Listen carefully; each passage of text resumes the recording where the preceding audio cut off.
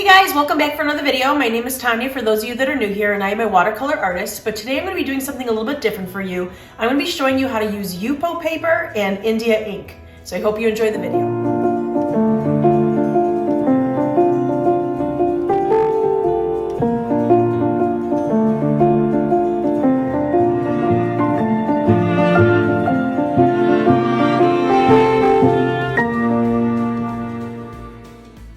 So today I'm going to be doing something a little bit different for you. I know normally I do watercolors, but today I'm going to be doing something with ink. It's India ink.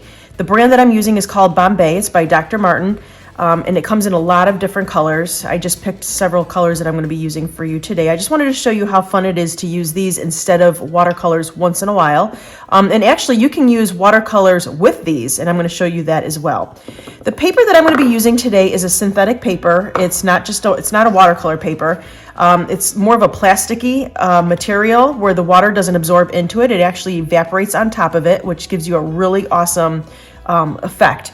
It's called Yupo paper, and you can pick it up pretty much anywhere. It's on Amazon. You can get it at Michael's. I think I've even seen it at Walmart in their art section. So it's YUPO, and it comes in all different sizes.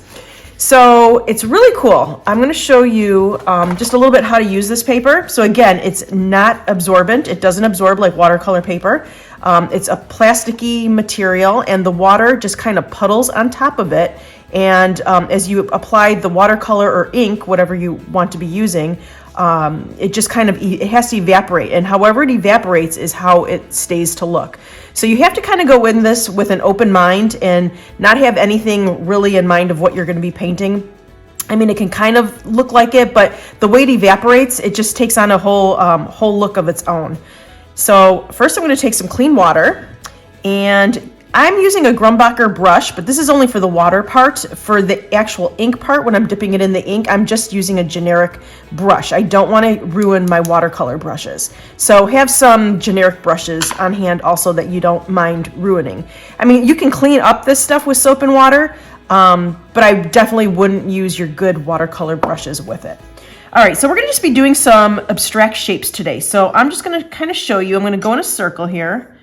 Apply a little water to my paper, and I want to just show you how this absorbs. It's really, really cool. All right, so I'm going to open up, let's see, I'm going to take the teal, and I'm just going to dip it in there. You can actually pour this into another little container if you want to. I use it straight out of the bottle. It doesn't bother me at all.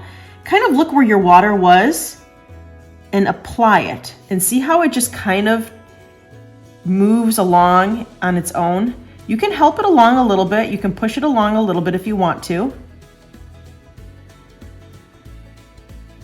But see that look that it gives you? It's like this beautiful, like very organic, flowy shape.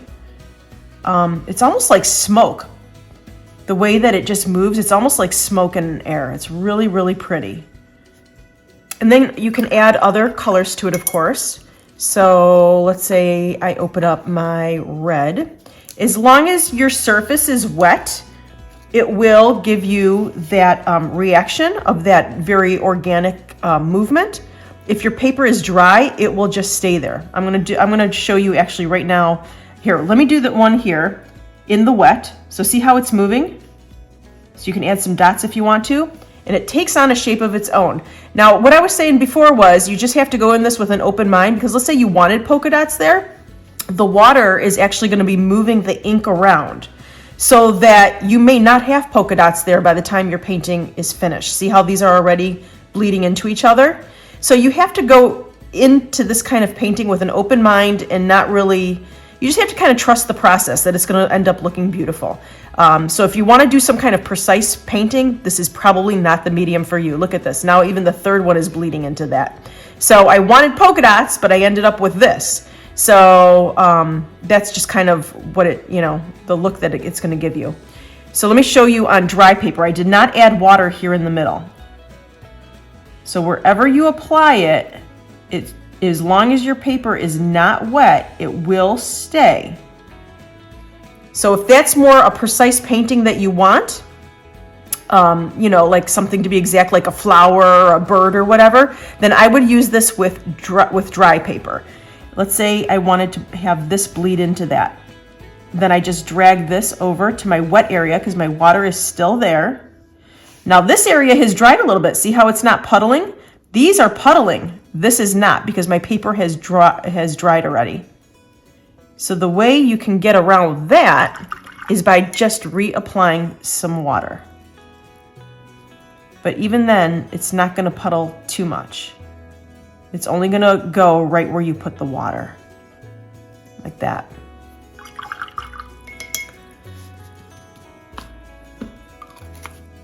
So let me continue on. I'm going to wet the rest of my page over here. Now, if I'm wetting this side of the paper and I don't want it to bleed exactly into this, then you're going to have to leave a little bit of room between both of them. Oh, look at that. I didn't even realize that there was a puddle of water there. See what it did? Automatically, it just bleeds right into it. So let's say I wanted to carry out a line this way. It'll just bleed. Wherever my water is, it just follows me. See this? It's just following my brush. That's pretty cool, isn't it? And you can still see a little bit of the blue and the purple in there. So that's kind of how you work with this India ink in the Yupo paper. And another way, you just have to let it evaporate. Like I said, it's not porous paper. It just has to evaporate right on the surface. It gives you these very organic looks. And you can blow dry this if you want to, but definitely don't have your blow dryer or heat gun next to this. It will start melting your paper and warping it. So I would have it maybe really, really far away, like a foot away, and you can dry it a little bit, or you can just let it dry naturally. All right, and then as you're moving it, see, look at this. It's moving the paint. So you can even manipulate your painting just by moving the paper a little bit. Now, if you move it way too much, your colors are going to become muddied and all like one color. So I would suggest not tilting it too much. Maybe just right where you want your colors, but then that's it. Because then everything would bleed together and it would just be one color. You wouldn't have your blues and your pinks and your purples anymore. All right, so I cut another little piece of paper here just to kind of show you. You can also even go over this. Let's say you wanted some precise shapes. I used to do a lot of paintings like this, actually. Take a pencil, with a very light hand, and you can make all sorts of shapes. Let's just do these really organic shapes here. And you could do this with a watercolor pencil too, so that way the pencil actually bleeds into your watercolor. So sometimes I do this with a watercolor pencil, just so your pencil line doesn't show. And let's say I want something coming around like this. We'll turn this into a nice little abstract painting. All right, so what I'm gonna do is I'm gonna go around all my shapes and just apply water. And it's hard to see where I'm applying the water right now, so if you look at it and you tilt your head a little bit, you can definitely see where the water is. It'll be kind of glistening in the light. So I'm going to go around all these shapes and I'm going to show you how cool this medium can be. And when you let this medium dry, you can then go over it with another layer of ink. You can go over it with watercolors. It just gives it a little bit more depth if you do that. And actually I have one that's kind of dried already, so I'll kind of show you that layering process on this other one. All right, so let me pick up this blue again. So I wet all around my shapes, and I'm gonna drop a little bit right in the middle. Look at that. Look how cool that is. And you could drop a little bit more wherever you want it.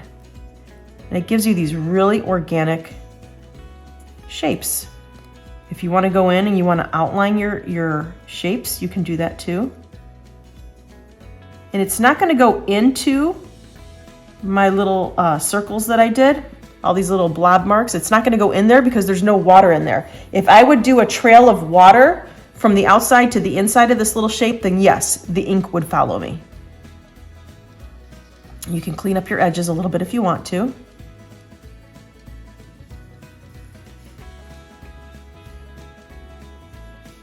And you could actually even add other colors into here too. I'll show you that in a second. Kind of like I did with the previous little example. I added the pink. So this one, let's add a little bit of a different blue, a darker blue.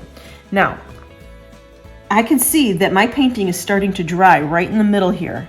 but it still puddles in on the sides. So if I were to add paint on the sides, it would still bleed. See how that little dot is now expanding? But if I were to add a dot right here where it's drying, it expands a little bit, but definitely not like that. Look how cool that is. It's even leaving like an inner circle there. That's really, really cool. I'll add another one up here. So you can add these like little dots here and there wherever you want like a little extra color. That's really cool. Wash off your brush really, really well. Dab it off. And if you wanted to start doing your inner, the inner part of the shapes, I would definitely let this dry first. Otherwise, it's just going to all bleed together. So I would definitely let that dry first. I'm trying to see if this, it's kind of dry here and dry here. So I can go in and just maybe work around these shapes a little bit right in the middle. So I'm going to add, let's see, maybe I'll add a little bit of yellow so you can see what I'm doing. And I'm going to take a little bit of my water, and I'm not going to touch the blue, or I'm going to try not to touch the blue, because then it will automatically bleed right in there if it's not dry already. So I added a little bit of water. I'm going to add a little yellow and help it along.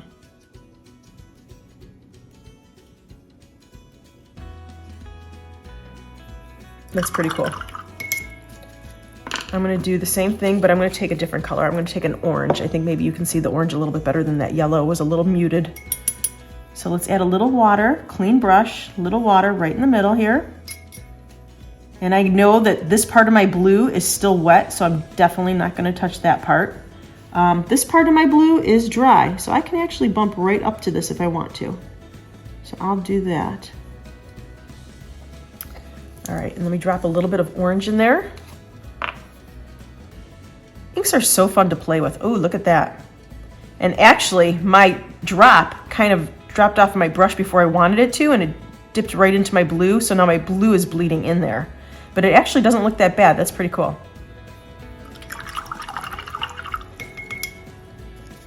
And you could just keep going on and making so many really cool paintings, cool organic paintings with this. I did do, actually, I think I'm going to put in some photographs when this video is done of some of my finished work in this process. I'm going to do a little bit of that for you and show you how that looks also. Let's go back to this one. This one's really dry in this area. So what you could do now is you can now go over it. I'm adding a little bit of water, and I'm going to show you what watercolor looks like on this paper as well, because you don't have to just use inks. So let me get I'm just using Winsor Newton watercolors. I'll pick up a different color blue here, and I'll go over it. Now this is what watercolor does. It does the same thing. It doesn't expand as much as the ink does on water, but it still does expand, but not as much.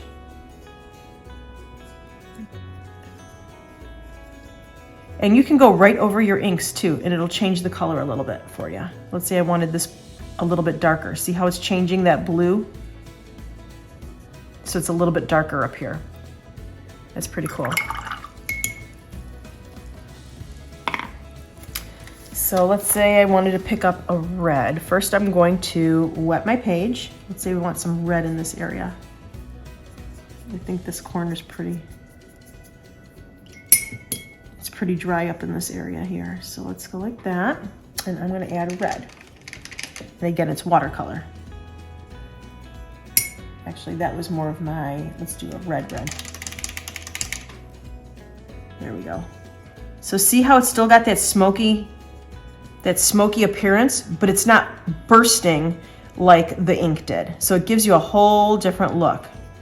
The watercolors versus the inks on the Yupo paper. And here again, you can go right over your ink with the watercolor, and it just changes the look. It changes it a little bit. So you can make some really cool paintings. I've even done some landscapes with these, with ink. Actually, let me see if I still have one. Okay, so I went and found one. This is definitely not finished. This was just a sample that I did the other day. And I just wanted to show you that you could even do some really cute like little landscapes with this. I've got the hills and the sky and some trees going on there. So you could be really fun with this. And then now that I let this dry, I can go over it and do another layer. So let me move this one aside and show you. So I'm going to be going over it with some watercolors. Let's say I wanted a yellow sun right there. I added a little bit of water, and there is my sun or moon. Look how cool that is. So you could definitely add watercolors over this. Oh, one more thing I wanted to let you know with this Yupo paper. Try not to touch it with your fingers. The oils of your fingers will leave an oily mark on your page, and when you go and put down your watercolors or your inks, it will not stay there. The oil repels against the ink in the watercolor. So try not to touch this with your hands. I just want to show you. Let's see if it works. I'm going to take my finger, and I'm going to put my finger right there. Let's see if this works. And let's say I want to go in with my yellow. Will it stick? See how it's repelling? See that? Right where I put my finger, I could put as much yellow down as I want, but it goes away. So you can use that to your advantage if you want to. If you want to leave a white space on your painting, go ahead and touch it where you want, because the paint and the ink will not adhere to that. See, I can go over it again. Look at this. It's going to pull right away because that's where the oil of my finger was. So try not to touch your paper. I always lift it kind of like this. And maybe just the edges where you know you're going to frame it, but definitely don't touch the middle of your paper. So I'm going to put some pictures of paintings that I've done in the past, really cool, big, organic, and it actually comes even in sheets, the Yupo paper. You could buy it even in feet. And then just cut it to the sizes you want. So I've created some really beautiful paintings, but very large, like 3 feet, 4 feet paintings with this. So it's beautiful, and I'm going to show you some pictures at the end of the video. So I hope you enjoyed this quick little tutorial on Yupo paper and ink or watercolor. Thanks so much for watching the video. I hope you liked it and learned a little something. And if you did like it, please give me a thumbs up, and you can make a comment in the comment section. And for more videos like this one, please consider subscribing. Thanks. Have a great day. Bye.